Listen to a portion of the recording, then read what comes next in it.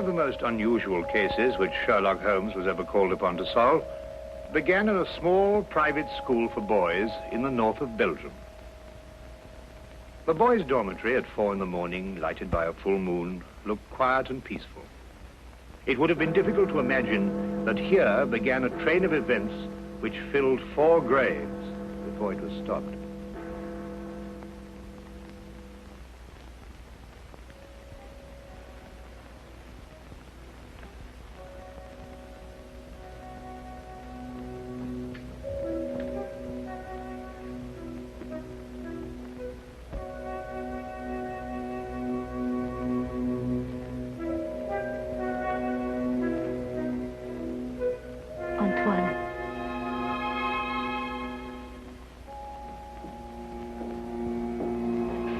Antoine.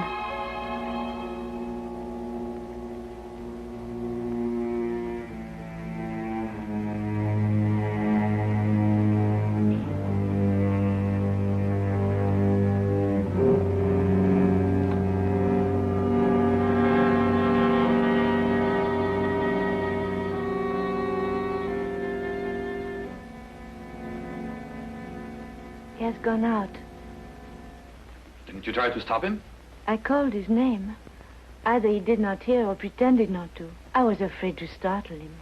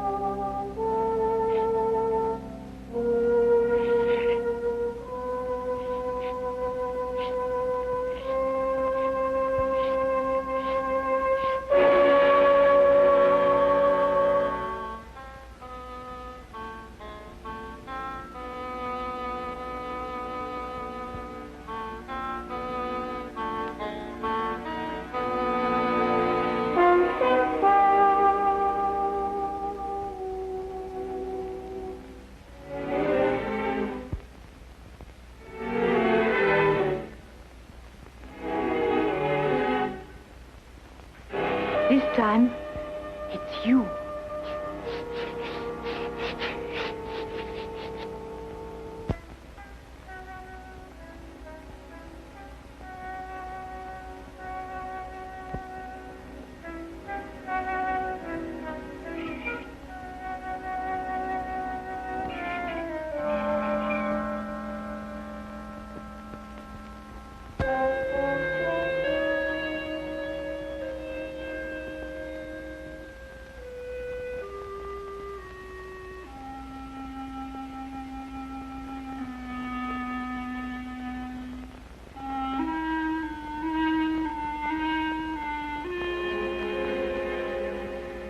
Monsieur Caron, is there nothing wrong? No. Nothing, Antoine. Go back to sleep. What are you going to do? The police? It will be the end of my career. Should have to close the school. Send the boy away? Would that stop it? I suppose not. It's horrible. 3 deaths in 3 months. Each one foretold by the writing on the church steps. I still think the police... No. But your own life... I've never felt in better health. And if I'm careful to keep out of drafts and avoid falling downstairs. How can you joke at a time like this? There's a man in London He's solved cases even more hopeless than this. Sherlock Holmes? You thought of him? Let me write to him.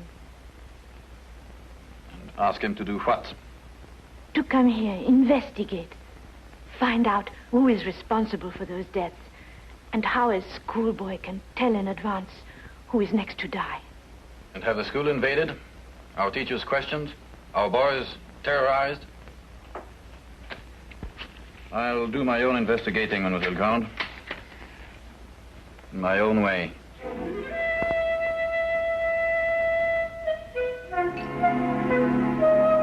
Some weeks later, a letter arrived at Baker Street. Holmes read it over once to himself and then aloud to me. Dear sir, it will be a source of eternal regret to me that I allowed myself to be dissuaded from writing to you sooner, Mr. Holmes. Now Mr. Carolan is dead of natural causes, the doctor says, though I am not sure he isn't mistaken. I pray that you will come to Arno without delay and lend us your assistance in putting an end to these ghastly occurrences. Respectfully yours, Marie Grande. You deduce that the writer of the letter was young? I'll go further than that. I'm prepared to wager that she's madly attractive to boot. Better and better. And on what do you base these interesting conclusions? Wishful thinking, my dear chap, wishful thinking. Then wish no more. She is both young and attractive, with hair the color of autumn honey. Oh, did you read that between the lines? No, this came with the letter. Uh-huh. A lovely color, you'll admit, Watson. And from a beautiful young woman at that. Now, come, Holmes. That's neither logical nor factual, and you know it. You aren't the only one privileged to think wishfully, my dear Watson. Bravo. So you're going to take the case? Yes, and if you pack for us both, I'll arrange for tickets. The boat train took us to Dover. By mid-morning the following day, Holmes and I were sitting in the headmaster's study at the Arno School in the presence of Mademoiselle Marie Grande, who was indeed extremely attractive, with hair the exact shade of autumn honey. Then you're quite sure you've told me everything, Mademoiselle Grande? That is only the matter of the old woman, but I don't think it's important. Well, let me be the judge of that, mademoiselle. Her name is Madame Soulet. She's a harmless, feeble-minded woman who sells charms and love philters for the ignorant. Some have called her a witch. I see. And what is her part in this affair? She admits she went to see those whose names were written on the church steps and offered to sell them some charms against the evil omen. That's most interesting. Did any of the other victims purchase these charms? I can only speak for Monsieur Carolan. He did not. And what about the others? Were they persons of wealth? No. Two were quite poor. The third one moderately well off. We have no really wealthy people here in Arno, Mr. Holmes. Except, of course, the Count de Passevant. You know the Count? No, indeed. I only happened to pass a carriage on the way boasting his coat of arms. However, I should like to have a word with this Madame Soulet, if that can be arranged. You have only to go to her house. It's on the edge of town, on the North Road.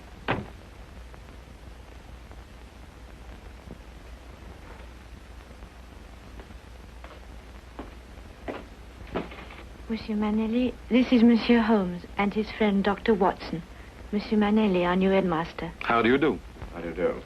Now that you're here, Mr. Holmes, we have hopes at last of getting to the bottom of this terrible affair. Thank you, sir. I can only hope to do my best.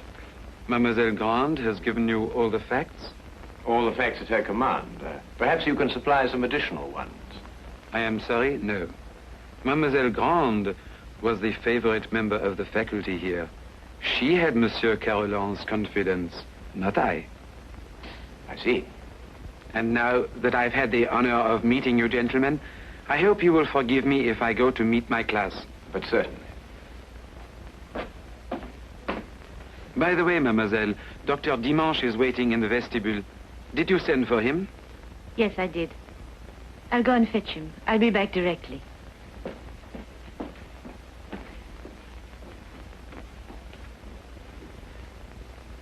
But the boy, Holmes, the boy, you hadn't asked to see the boy. The boy can wait, Watson. Yes, but why? Surely he's the most significant part of it. No. Because he did the writing on the church steps. Why, yes. Well, I suppose in that case you'd say that the chalk also had significance. No, that was just an instrument. Precisely, my dear Watson. Precisely.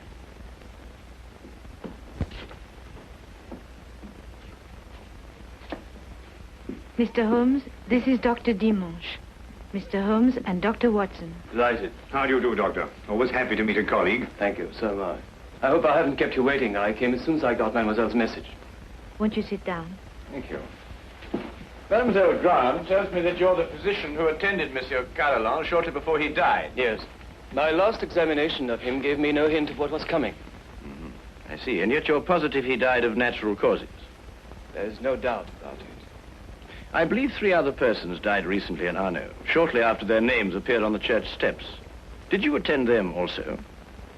Arno is a small town. I'm fortunate or unfortunate enough to be the only doctor here. Previous to your present fortune, or misfortune, you practiced in Paris, I understand. I see Mademoiselle Grant has briefed you well. I told nothing of your past, Doctor. Then how do you know? Well, you dress with the flair of a Parisian. And if you've been living here any length of time, I should imagine you would have acquired a more homespun costume. I might have ordered these from Paris. On the income of a country physician. What do you think, Dr. Watson? Hardly likely, Holmes. Capital, Mr. Holmes. Your powers of deduction have not been overrated.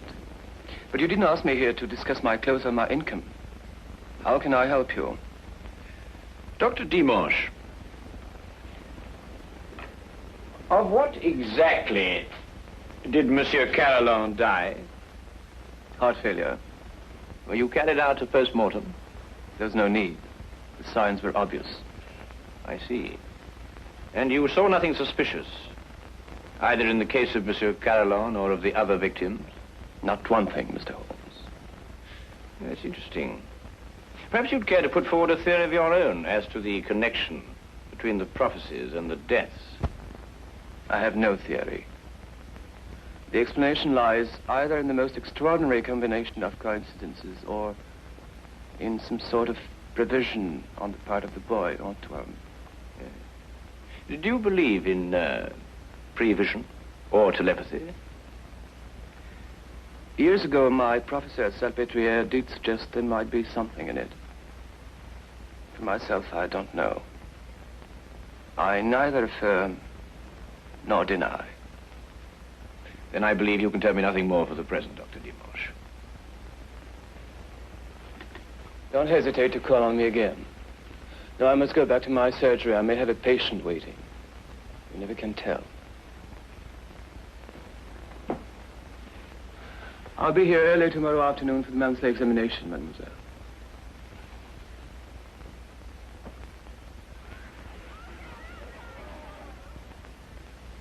Dr. Dimanche examines your pupils every month, then, mademoiselle? Yes. The health of our pupils is of the greatest concern to us. And so it should be, Mademoiselle Grant. And so it should be.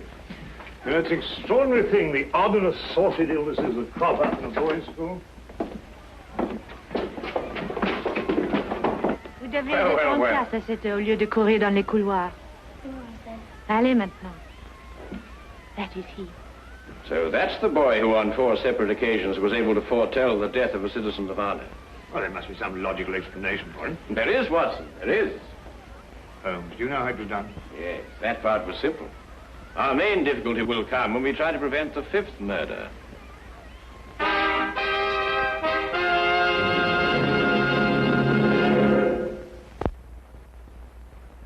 Turn to the case of the deadly prophecy. The church on whose steps the deadly prophecies were written stood less than 100 yards from the school. I had supposed that Holmes, with his usual attention to detail, would want to examine it thoroughly, but once again he surprised me. He did not stop. And I had a fair guess that perhaps he wanted to have a little talk with a certain Madame Soulet. Come in. Madame Soulet? Come in, come in. I was expecting you. I thought you would be. Sit down. Thank you. Do you know why I've come to see you? For help, naturally. Score one to her, Holmes. Let's call it information. Trifling bits of information such as how came the boy by his deadly prophecies? Whose hand was it made them come true? Suppose we start with a bit even more trifling. You offered charms to the victims. But how did you know who they were before they were struck down? There were no announcements made. If the Englishman will cross my palm with English gold, You'll tell me? I will give the Englishman a filter, warranted to make him see so clearly and think so lucidly that all mysteries will be revealed to him. Each is as potent as the belief of the one who buys and uses it. If those four had bought instead of turning me away, who knows? But they did turn you away. And now all are dead. May I sell you a filter, sir? It will guard you against harm. Come, Watson.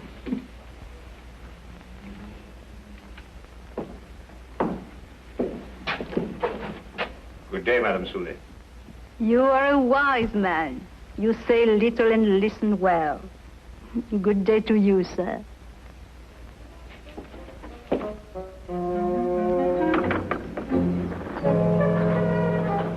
Filters, bosh. We might be living in the Middle Ages. Not the Middle Ages, Watson. Merely a small European village. Ah, Count Passivant, I believe. Oui, monsieur. How do you know? I saw you in your carriage, sir. Ah, are you enjoying your stay in our village, Mr. Holmes? Do you know me, Count? I saw you from my carriage. Ah, bravo, Count. As you say in France, touché. May I introduce my very good friend, Dr. Watson? Enchanté, docteur. How do you do, sir? Have you formed any conclusions, Mr. Holmes, as to the names that were written on the church step? Well, at the moment, Count, I must confess that I am more interested in the names that were not written on the church step. Mine hasn't been written on it yet. And I don't believe it will be. Tell me, sir, you know this village. Have you any ideas? I am not superstitious, Dr. Watson. I do not believe...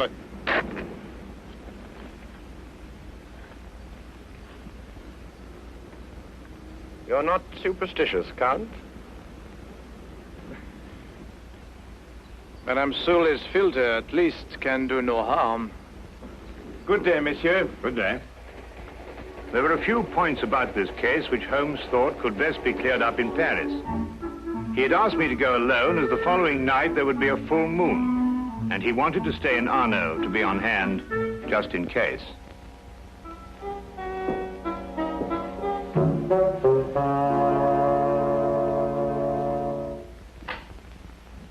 What is it? What's happened? Nothing at all, Antoine. You were walking in your sleep. Now, be a good boy and get back to bed. I can't. There's something I must do. Not tonight. Not tonight, Antoine. Yes, sir.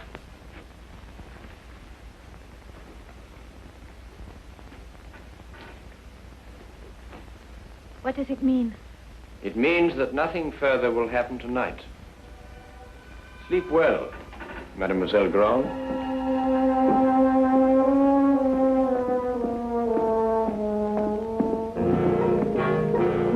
The carriage came to fetch me at the station. Later, I found Holmes at the school. Well, you may go back to your class now, Antoine. Well, Watson, did you have a successful trip? Yes, you were right. Good. Mr. Holmes, was the boy able to tell you anything? No, but his silence was eloquent. Oh, by the way, I should like to have the use of the headmaster's study for a little gathering shortly before midnight. You name the murderer? No, he will name himself.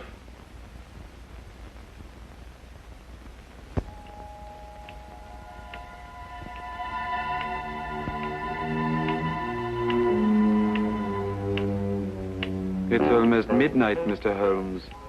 Must we wait much longer? good evening, Count. I think you all know Count Percival. Count, You met Dr. Watson in front of Madame Soulet's cottage. Would you be so good as to take that chair, Count? I expect you're all wondering why you've been invited here at such a late hour this evening. Well, we are concerned with the murder of Monsieur Carolon and of 3 other citizens of Arno before him. Mr. Holmes are sure they died natural death. I happen to believe that they were murdered. Now, the question is, with what motive? Profit? But these were ordinary people of modest means. The murderer could scarcely hope to enrich himself at the cost of their lives. Now, a thought occurred to me, and I decided to go and see Count Percival and ask him if his life had been threatened too. It has been. And this is the feature of the case that most intrigues me. Blackmail has often been the prelude to murder, but here, for the first time, murder became the prelude to blackmail. What was demanded of you, Count? 100,000 francs. And if you didn't pay? My name was next to appear on the church steps. So you see, extortion was the motive from the first. And to that end, an atmosphere of terror was built up by means of 4 successive murders. It would take a man of superhuman courage to resist. But, Mr. Holmes, the names were written by one of our pupils. What possible connection could an 8-year-old boy have with such a scheme? Yes, Antoine. Just an unwitting tool. Of whom? The blackmailer must be someone who could have poisoned 4 people. Don't distress yourself, Madame Soulet.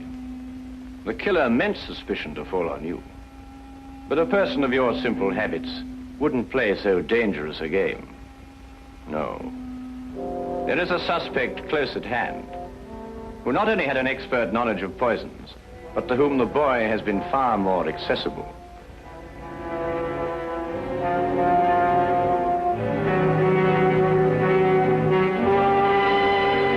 Accessible regularly once a month. This suspect was once a pupil of Dr. Charcot, who lectured on hypnotism at Salpêtrière Hospital in Paris.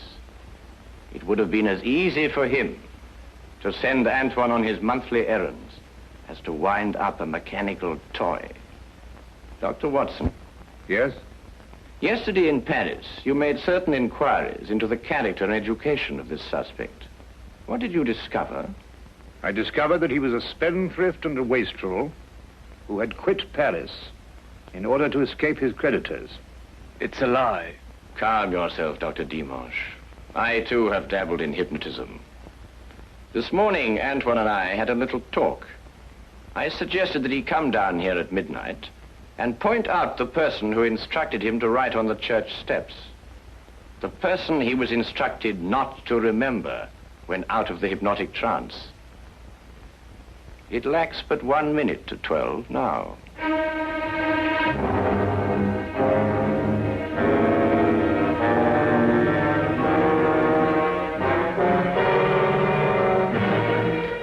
Stay where you are, all of you. Don't be a fool, Doctor. When I visited your office this afternoon to look over your stock of drugs, I took the very ordinary precaution of emptying the cartridges from your gun.